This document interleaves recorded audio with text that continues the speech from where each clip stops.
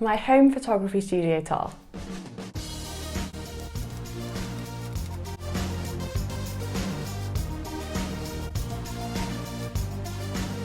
What's up YouTube, and welcome back to my channel. Welcome to the first video in my new house. So this video is going to be a quick studio tour. Moving house was quite stressful. I think I spent about a week straight packing everything into boxes, and then I've just spent a week straight again unpacking everything. But I really wanted to get this video out to you guys. I've been asked quite a few times by you guys about where I take my pictures and kind of just about working from home as a photographer. So this is a video I've actually been meaning to make for a while, but I thought with the move happening it'd be best to wait until I've got my new studio, so I'm not making the video and then everything changes the next day.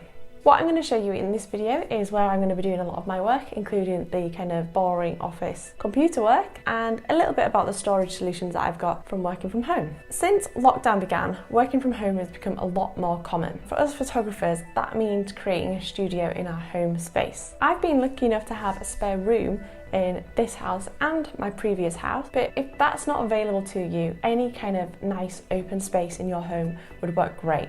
A lot of the photos I've taken for this channel were just taken in my dining room. It's got a nice big table, it had some nice open space, a nice big door into the garden which creates some great natural light. So when thinking about where I was going to set up my new studio, I had a few different options. This is the room I picked to be my home studio, my home office, my place to kind of get all of my work done. One of the reasons I picked this is because it had this really awesome little nook that actually fit my desk in perfectly, which I think is really important as a photographer, because obviously a lot of our time is actually just spent at the computer editing and doing kind of more of the more boring, mundane things. A lot less of the time is spent actually taking pictures. One thing great about this room is the view, which is actually one of the best things about this house and one of the reasons we actually bought it.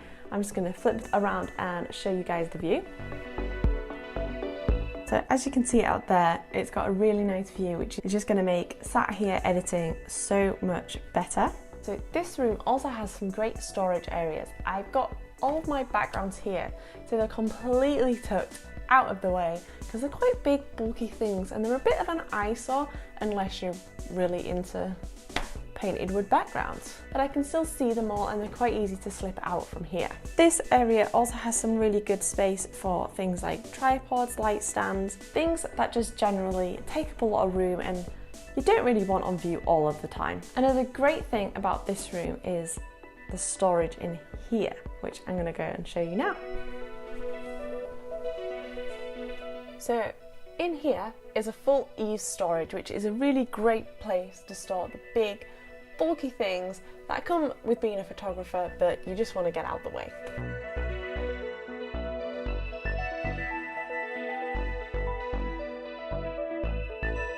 So now for the main space. This is my studio area. This space is great. There's loads of room. It's a great shape. That is a toilet there. It's a nice square, so it's an easy to work with shape if you're working with at either side of the room. Plenty of space for the lights. And it's not too close to the window, which means when I'm working with flash, that natural light's not going to be affecting my image too much. That is my main office space, which includes my working area and my main photography area.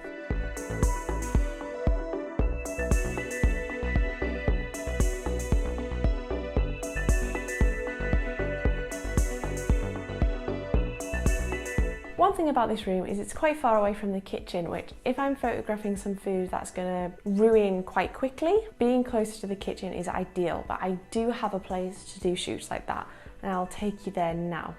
I'm not much of a vlogger, so I'm not going to carry you down the stairs because the camera work would be pretty sketchy. So I'll see you down there. As some shoots are going to be easier to do next to the kitchen for foods that maybe don't last quite as long, maybe the ones that will be quite tricky to get all the way upstairs, I have this area. So this is great. This is kind of like a little kitchen next to the kitchen. There's plenty of space and the kitchen is just there. So as this is just next to the kitchen, it's going to make it a lot quicker to get food out. So things like burgers that are going to kind of start to wilt will be really great to photograph in here. But there's plenty of space for lights, not too much direct sunlight that's going to affect the lighting. And in here is also a really great place to keep props. As for props, we've got these funky pull-out shelves, so it's really easy to see everything we've got.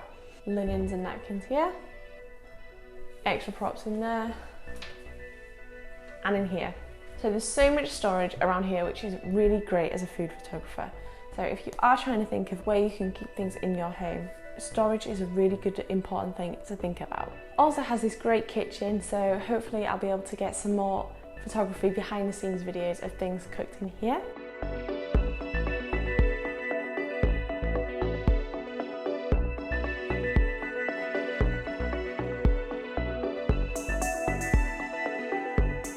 And we've got a lovely, great big window for any natural light videos that might be in the future.